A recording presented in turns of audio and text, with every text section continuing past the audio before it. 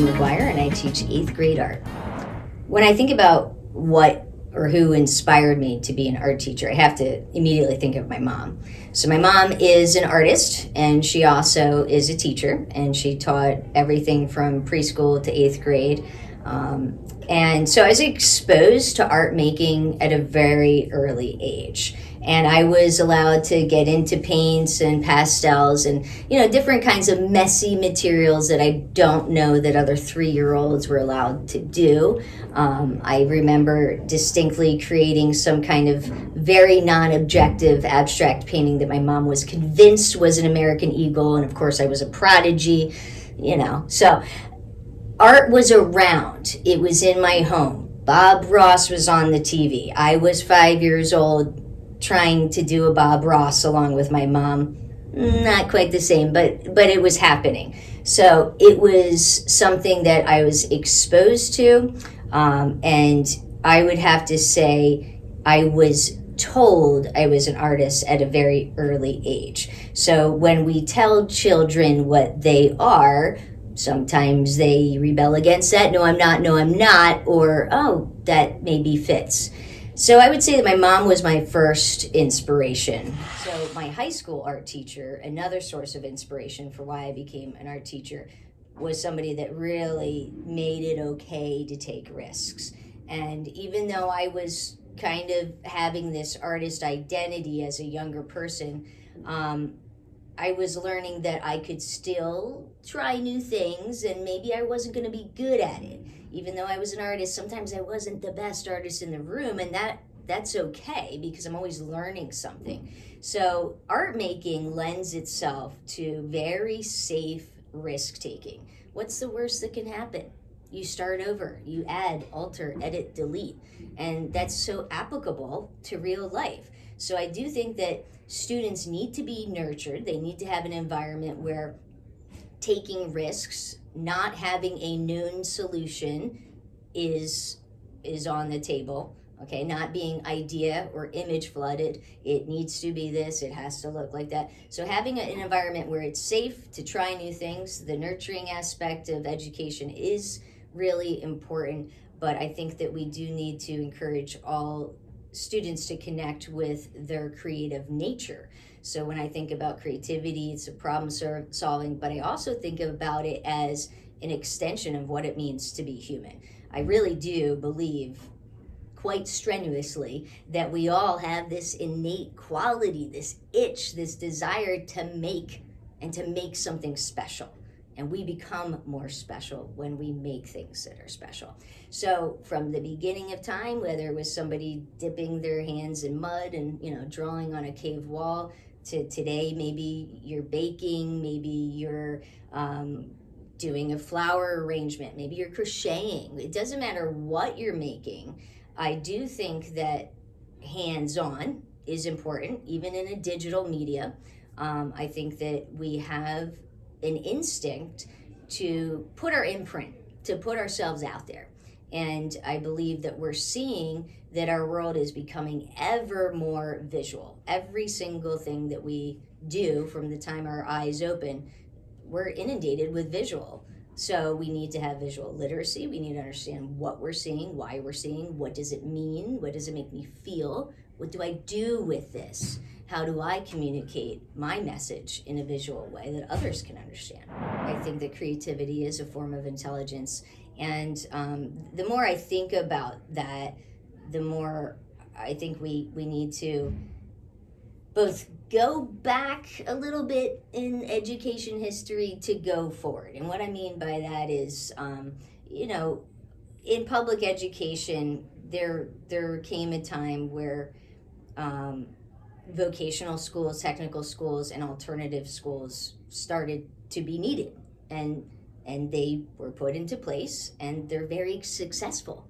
alternative schools are highly successful in keeping students who would otherwise drop out and say, this is not for me, keeps them in the education mindset, in that idea that I can learn something, I can grow, there is a future for me, and I'm responsible for making it. So I think that we do need to acknowledge that there are not only certain types of intelligences that matter.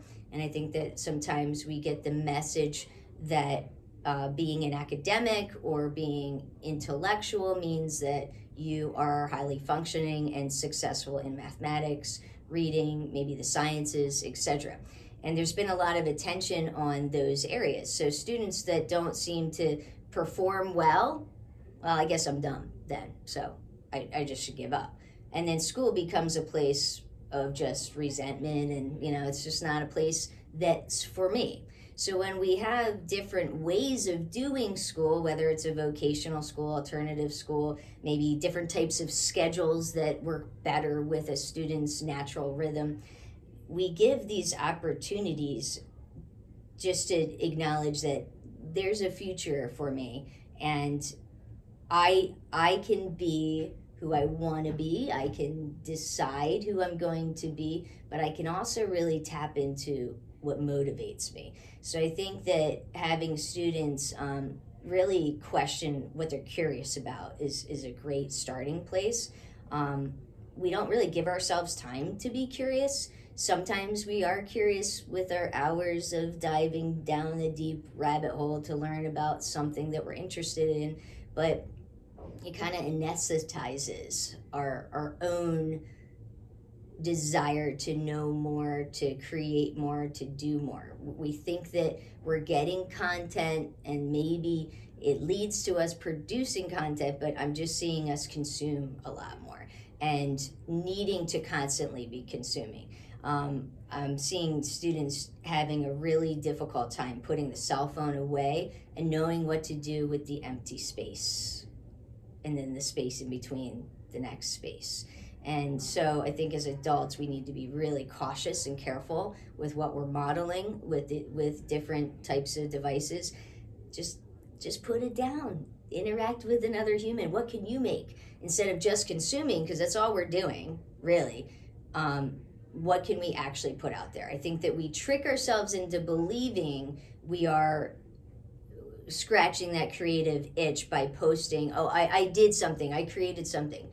But is that the thing that best represents us, or is that just the us that we want to show to everybody else? So what I love about being a middle school art educator is I get to see everybody try on their different masks, their different identities, figure it out. That's what this time is for. And art is just a natural vehicle for that self-expression. I can be this, I can be that, I can paint about this one day, I can draw about this another day. So the self-inquiry of who I am becoming is just, I think, best explored through art, because that's what people have always done from the beginning of time. In early history, pre-writing, we've seen people explore their experiences on this world, their experiences with nature, with other people, and it's never going to end.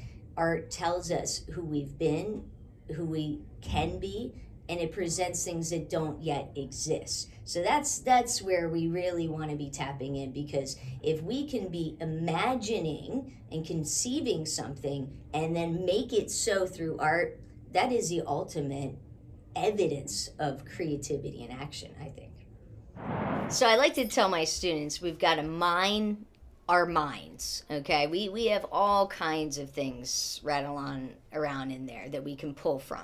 So yeah, we often are intimidated by big blank canvases, but as soon as we make one mark, now we're into it. Now we're an artist. Now we're working. So thinking about joy gave us, some ideas to spark the painting. We were working large.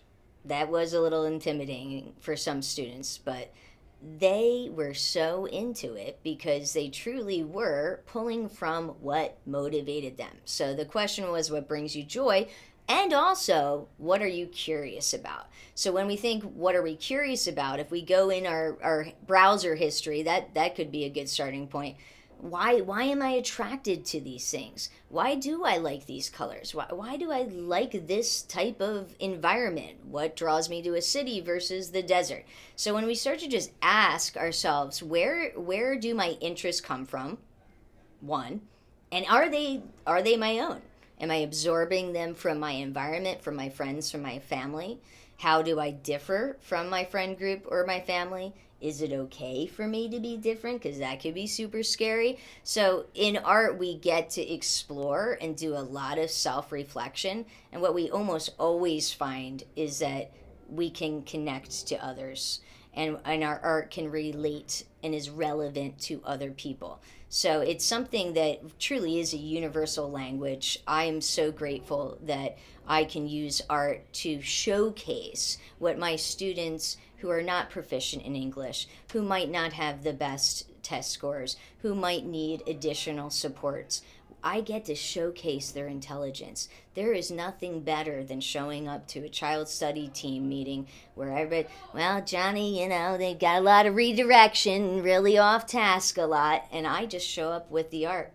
And it almost needs no further explanation, because when you see what someone can produce, okay, there was thinking that went behind this. Why did they make the choices that they made? And those are things that we talk about towards the middle and then the end of the art making. You guys realize you're making thousands of choices, right? You are control. You are the artist. You are a creator. I mean, wow.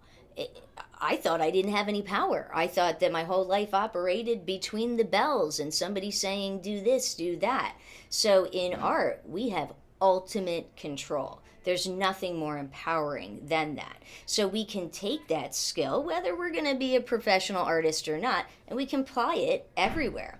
And I do have some students who have gone on to become professional artists, and they'll send me their work, I'll follow them. Maybe they don't become professional artists, but they continue to take art electives, and I get the joy of having emails sent with, what people are working on. But the thing that really lasts, I think, is that I try my best to make art accessible. So the minute that you walk into my art studio, that becomes our art studio, you are an artist, and you just do what artists do. And we realize that there is really no end to the art until we feel that it's resolved. And we think about what is good art, what is lacking, what needs a little bit more, what just needs to be, that's it. Sometimes we can overwork things.